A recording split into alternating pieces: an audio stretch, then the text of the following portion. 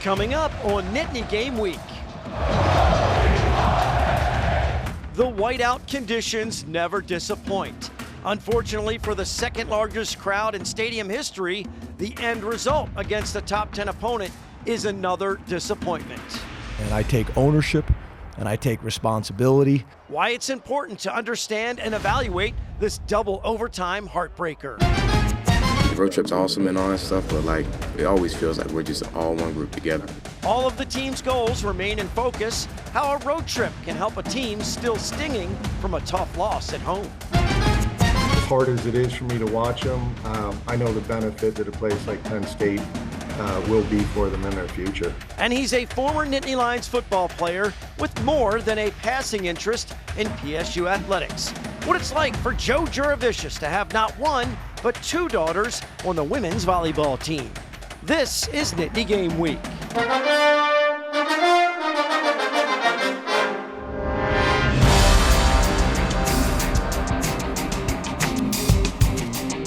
Hello, everyone, and welcome to Nittany Game Week. I'm Todd Sadowski alongside former Nittany Lions coaches Jay Paterno and Tom Bradley. The disappointing result versus the Ducks unleashes a wave of emotions from Penn State fans. And you can't tell someone how they should feel, but we can discuss how it happened and how you move forward as a team from another gut-wrenching loss to a top 10 squad. Well, yeah, we talked about last week that it was going to be chess match within the game, and Oregon did a great job managing that chess match.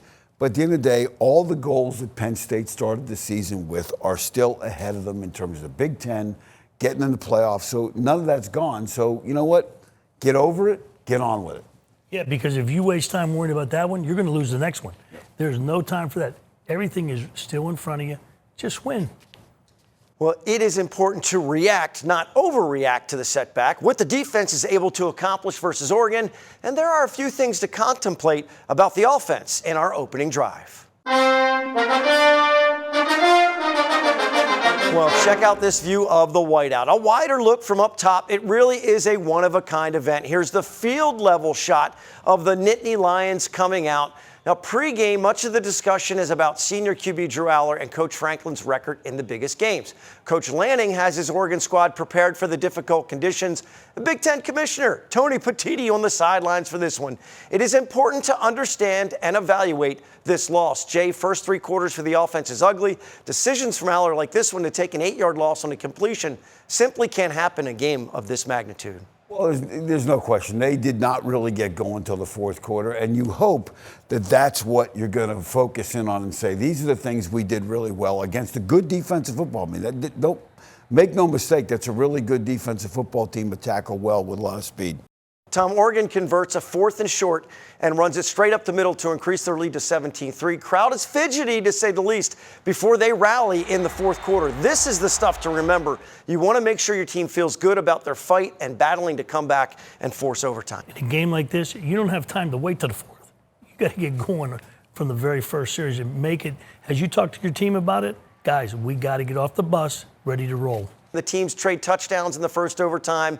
But there you have it. After Oregon scores on the first play of their second possession, the interception from Allar on their first play in double OT sets off the Ducks celebration and silences the crowd of over 110,000.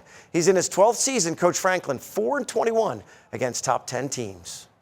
I try to look at the entire picture and what we've been able to do here. But at the end of the day, we got to find a way to win those games. I totally get it. And I take ownership and I take responsibility. Yeah, I mean, I don't prepare all week to come out and lose the game, so obviously it hurts. We had our opportunities. I think that's kind of the unfortunately, the bright side of it, is we had opportunities, obviously, at the end to come back and win the game if we go down and score and make the 2-point conversion, but, I mean, that's the way it shakes out. Of course, sometimes there's a play or two that really swings momentum. This is certainly one of them. Appears to be a clean fumble recovery and return from Zachy Wheatley. Upon farther review, the runner's knee grazes the grass before he continues his run. It's overturned, and the Ducks score their first touchdown on the next play. It was a bend but don't break mentality. If you look at what they did on first and second down, 3 blitzes in 45 plays, they limited the big plays by Oregon, which was really what they set out to do. That's what they set out to do, and then they knew what kind of game they were in when they got into it, because that's what it was going to be, a close game. They were just hoping, hey, we'll get our offense, get some points on that board, and it didn't happen that way. It's not always about what you're doing. The Nittany Lions defense and the crowd are huge obstacles to clear, yet redshirt sophomore quarterback Dante Moore appeared unfazed, Jay. In fact, the entire Oregon offense was well prepared and fully functional during the whiteout. Oregon looked like they had the week off.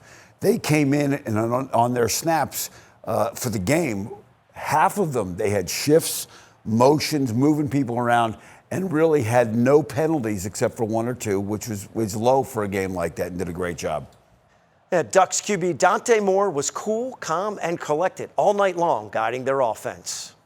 I feel like, man, there was a lot of third and shorts, a lot of fourth and shorts, and playing this environment when it's super loud and a lot of things going on, we kind of just went back to our, our base rules, our blocking on the perimeter, blocking up front, and, if it's a pass play, going through my read. So there's a lot of plays I know I missed. I wish I can get back, but come out with the win and making sure that we got, big-time conversions was huge for us.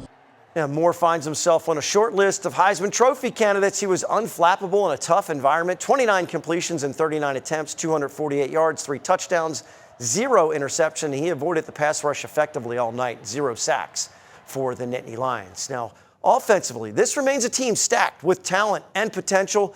They lack cohesion. At this point, it's rare to see everyone executing on a high level on each play. Aller completes just 14 of 25. Katron Allen was clearly more effective in this matchup than Nick Singleton, Jay. Well, I think if you look at the season now, we like to split the carries, but when you get a guy with a hot hand, he was the guy Oregon was really having a hard time tackling, and may have been a mistake to get away from him, not letting him carry the mail. Well, that's the thing. I think it's great to have the system, but when one guy gets a hot hand, you got to give him the ball. Can't let it affect what you do moving forward. And the next thing in front of them is their first road trip of the season. It's a long one across the country to face UCLA. No matter what, on the road, at home, all we care about is us and our own opinions. So it always feels like we're on our own little bubble and Lash. We're in our own little bubble and Beaver in the locker room. Nobody can get in. Nobody understands it. And it's sorry, you just don't. We didn't do what we do. So the road trip's awesome and all that stuff, but it always feels like we're just all one group together. 5 of PSU's final 8 games are away from home. Up next, it certainly appears to be a team you want to face to get back on track. What Penn State needs to focus on when taking on the Bruins of UCLA. More Nittany Game Week is on the way. The opening drive is sponsored by R&R Express. Every shipment moved contributes to autism research and inclusion through the Excel Foundation. Learn more at wearerr.com. These are more than just trucks. Every shipment moved by the R&R Express family of companies contributes to the Excel Foundation for Autism Research and Inclusion, funding safe spaces like the sensory room at Penn State's Beaver Stadium and a special event sensory trailer, and giving thousands that were unheard a voice. Now is the time to amplify non-speaking voices and drive meaningful change. These trucks are powered by purpose. This journey started on these very grounds, in these stands, with this community. West Shore Home was proudly made right here in Pennsylvania. We took a passion, a drive, and built a company that believes in hard work and success, just like this football team. Remember going to your first game? The roar of the crowd? The feeling of being part of something bigger? That's a feeling you never forget. Bring that same feeling to your home with an extra $750 off in addition to our current offer by visiting westshorehome.com/PSU.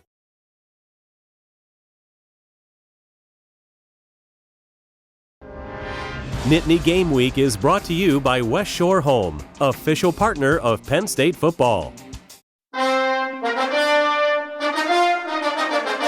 Welcome back to Nittany Game Week. Before we move our attention to this week's opponent, UCLA, there are a couple of takeaways from the double overtime heartbreaker to discuss. Coach Bradley, Coach Paterno, give us a couple of things to remember about that matchup with the Ducks before you break down the Bruins. Well, we talked about it last week, and each game is a chess match. And Penn State made some great adjustments. Oregon, unfortunately, made the last great adjustment. They did, and as you know, football's a game of inches. Penn State just could not come up with the big play when they needed to get it. Now, talking about that at the last play, a lot of people are very critical of Drew Aller on the last possession in overtime with the interception. But let's talk about this. Without the fourth quarter that he played, which is one of the best quarters he has played all year, or certainly in his career, He went 4 carries, 33 yards, 5 for 7, 70 yards, and 2 touchdowns. Without that quarter, we never even get to overtime. An incredible job coming back in that situation. And not just throwing. Here's a critical 3rd and 9. He goes and gets 20 yards. Let's talk about the last play. Get the chalk last is something that we always talked about as coaching. And Oregon was having trouble with this jet sweep formation they were running and this combination. So they took the defensive end, widened him. They blitzed the front side linebacker, take him, and they made adjustment by putting a nickel back rather than a linebacker who then flowed to the play to make the play. And you'll see it as it unfolds here, Tom. Yeah, you sure can. And one of the things how they had their defensive line, that guy that's playing 7 yards off the ball, used to call him the bubble boy. No one's going to block him. Yeah. He makes a ton of plays. And he flowed right to it, and he's a veteran player. So let's talk about now, as we move on to keys to watch for the UCLA offense. Red zone, 100% first in the country, but they've only been there 8 times, which is the problem. They have not had a lead at any point in their first 4 games, and it hasn't exactly been murderer's road they've played, and it's going to be a real tough situation for Penn State. What they do have is they have a quarterback who's been effective this year. He is a good job. They do a run-pass option stuff with him, and then with that run-pass option, they get these linebackers to flow and throw that ball in behind them, and that becomes challenging for a defense. Tom. It sure does, especially with how much the quarterback does. He is their offense. He's the guy. Yeah. He does a lot of different things. No question about it. And he's got the ability to throw the ball downfield. He transferred in from Tennessee where he played in some big games. Now, here you're going to see him drop back. Now, their wideouts are good, not great. Number 3 is one of the guys, and number 7, 3 is their leading receiver. Here you're going to see him make a nice job here, come out. They run these guys across, get him here, and get him in behind. Now, they've made a change at offensive coordinator this week. Jerry Neuheisel is going to be calling the plays. They got rid of their previous Tito Sinceri as the offensive coordinator, Tom, and you know that's going to be tough because there's not really a lot of things to look at on film in terms of play calls. Exactly. There's not going to be a lot of things to watch, and they're going to all have their own personalities. As you know what they like to do. You get a beat on a team, and then all of a sudden they change the coordinator, which now it's a whole different approach. Now let's take a look at the defense where they have remained consistent on defense. They've got to do a better job getting turnovers. They're 98th in turnover margin. Their 2 top linebackers lead the league in tackles. Now let's take a look at how they do that, how they play defense. They are a man-free team, so they're going to play man-to-man the outside. The safety is in another area code. You can't even see him on the film. And then the guy that you want to look for is the slot receiver. Penn State slot receiver is going to be playing a safety who's off the ball. That's going to enable some things like play-action passes, get that matchup on the slot. And Tom, you know how tough that can be. It can be really tough. In fact, the one thing you did mention is how deep that free safety plays. You don't see him a lot of times. Yeah. You watch the tape. He's there to take away the big play. Now let's talk about the next thing on this. When you talk about how they press, they'll bring some blitzes on 3rd down, which leaves them one-on-one. Again, you want to see Penn State's wideouts start to win these one-on-one matchups when they get pressed. That's going to be a real challenge. Here you see UNLV against this blitz, pick up the blitz and throw it downfield successfully, Tom. Well, there's the matchup because they're going to get a lot of one-on-one coverages. That's how you have to stop the Penn State run game. You have to do that. You're going to have to take chances somewhere else, and that's where it's going to be outside in the perimeter. No leads at any point in the season. That's what I took away from that one. That's incredible. Well, thank you, coaches. If Penn State hosts another playoff game later this season, we may see another whiteout. The annual tradition has become a bucket list item for college football fans. And Nittany Game Week's Ryan Yee finds out why they travel from far and wide to see the greatest show in college sports. A sports spectacle everyone has marked on their calendar. The Penn State whiteout. This is my first whiteout. I am pumped. I cannot wait to see the atmosphere inside. It's going to be unreal. PSU fans come from far and wide to fuel the special occasion. We drove 4 hours. I can't imagine where other people came from. We travel, we come up, we love them. They're the best. A one-of-a-kind experience that has even opposing fans getting in on the whiteout festivities. Oh, I'm excited. Everybody keeps telling me it's going to be electric. And I'm like, I hope it is. I hope it lives up to the hype that all the Penn Staters are telling it's going to be. And let me tell you, here in the whiteout, it is sensory overload. It really is an environment like no other in college sports. The best thing in the world. We're going to get chills. Memorable. The memorable is the only, I'll tell you, memorable. You'll remember it till the day you die. For Nittany Game Week, I'm Ryan Yee. Thank you, Ryan. Our Impact interview is with the honorary captain from the Whiteout game. He's a former NFL wide receiver and a dad to a pair of Nittany Lions on the women's volleyball team. Hear from Joe Juravicius when we come back. Nittany Game Week returns after this. I'm liking what I'm seeing out here, guys. Speed and precision. This is the type of hustle I'm looking for. That championship level effort. This is where all of our training pays off. You know, most homeowners just check in on us now and then.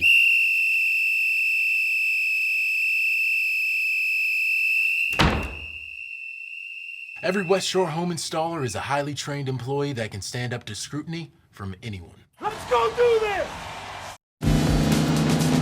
Okay, Tiana, get ready to eat my dust. No way! Tiana, pay now, it's important. I'm gonna win it, man. I'm gonna win it. I won. I finally outfoxed her. Actually, Chris, I won. With all the things to do in the Pocono Mountains. Race to the fun or relax at your own pace. The Pocono Mountains, where speed meets relaxation. I didn't win by that much.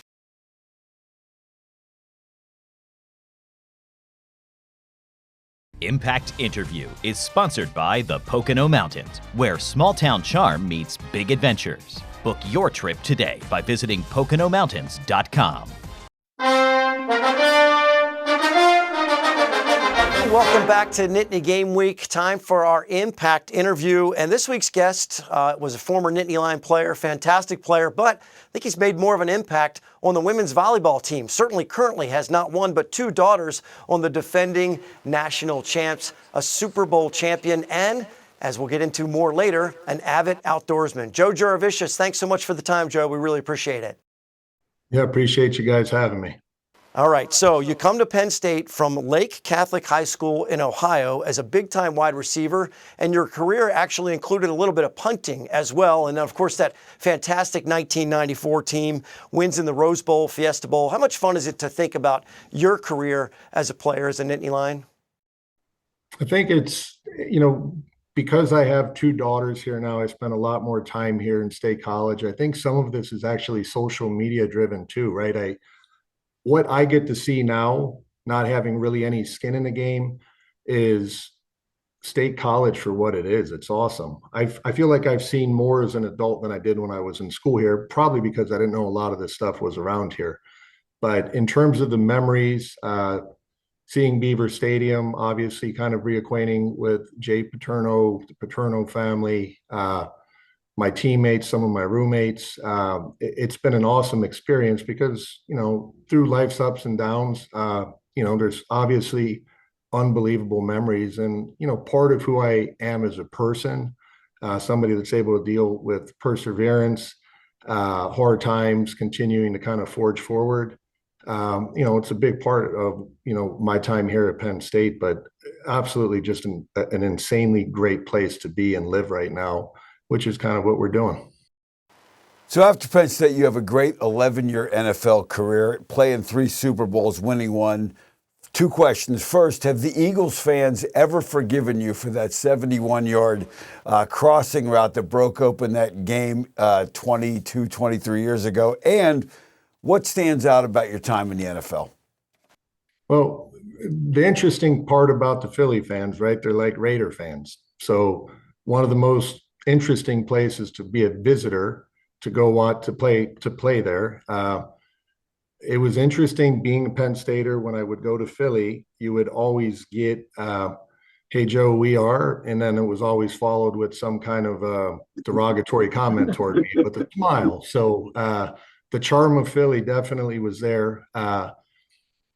Listen, that crossing route, some of the, you know, I always like to tell people you know, that crossing route, we shut down the vet, and then the next year we opened up at Lincoln Financial and on Monday Night Football. And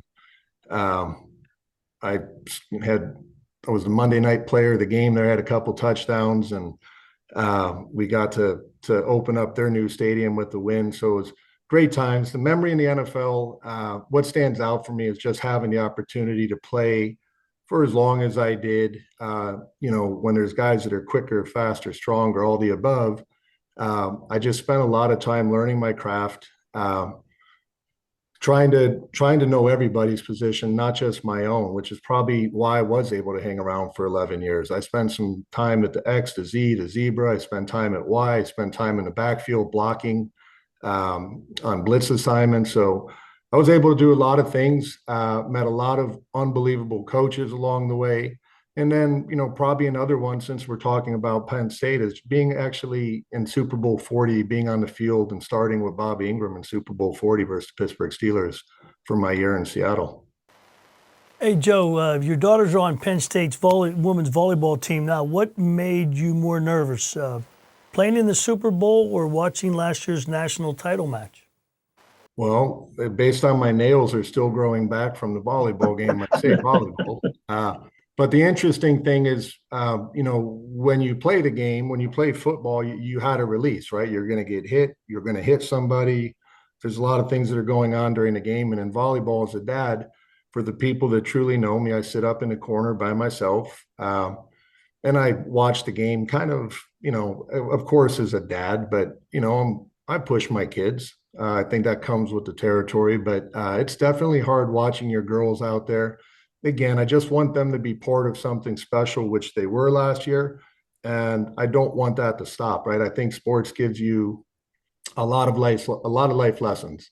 So what may be hard now will probably make something a lot easier for you in the future. So as hard as it is for me to watch them, I know the benefit that a place like Penn State will be for them in their future. A lot of fun catching up with the former Nittany Lion. Make sure you go to nittany-game-week.com for the entire conversation with Joe Juravicius, along with other web-exclusive content like our Nittany Connect network of businesses and the Nittany Game Week podcast. Don't go anywhere. Still to come, Tom hands out his scrap medal to a deserving member of the PSU defense. We're heading into the final minutes on Nittany Game Week. Nittany Game Week is brought to you by West Shore Home, official partner of Penn State Football. Pocono Television Network is everywhere you are, including broadcast, cable, and streaming. Download the free PTN app on Roku, Fire TV, Apple TV, and iPhone, Android, Google, and smart TVs. Or rescan and get the PTN digital signal in Philly, Harrisburg, Baltimore, and Scranton-Wilkes-Barre. Or if you're on cable, PTN is on Blue Ridge, Service Electric, and more, where you can watch PTN, the Pocono Television Network, anytime at PoconoTelevision.com. These are more than just trucks. Every shipment moved by the R&R Express family of companies contributes to the Excel Foundation for Autism Research and Inclusion, funding safe spaces like the sensory room at Penn State's Beaver Stadium and a special event sensory trailer, and giving thousands that were unheard a voice. Now is the time to amplify non-speaking voices and drive meaningful change. These trucks are powered by purpose.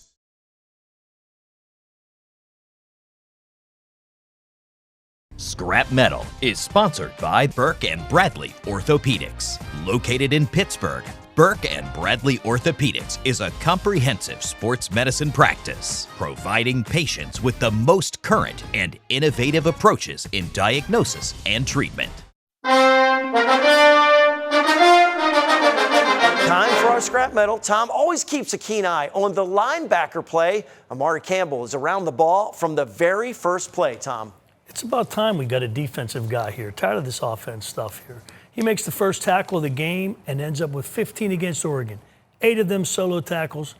The 6-foot junior from Manassas, Virginia, went to high school at Unity Reed in North Carolina and was on the Tar Heels for his first 2 seasons before making a smart decision and transferring to Penn State. It's trivia time. Penn State and Oregon first played in the 1960 Liberty Bowl in Philadelphia Municipal Stadium. In 1964, the stadium was renamed. What was the new name? The answer was JFK Stadium. Our winner was William Shaughnessy. Now, let's turn to this week's question. In the Big Ten added 4 former Pac-10, the original Pac-10 teams last year. Which of those new teams has Penn State played the most? We are bringing PSU fans and alumni together with our Nittany Connect Network and nittany-game-week.com, partnering with businesses that support the show and letting our viewers know about their great products and professional services.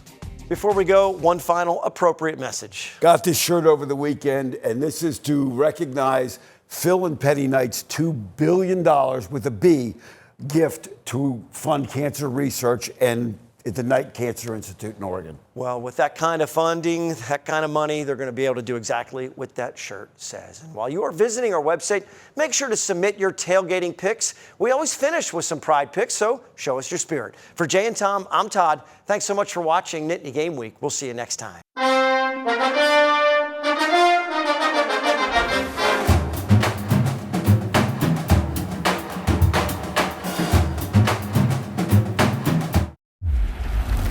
Every week, our groundskeepers are meticulously mowing, painting, repairing any damage from the previous game in preparation for Saturday.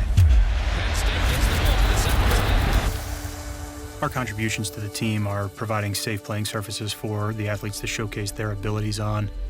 There's a lot of history here. Being able to be a part of that has been incredibly special for me.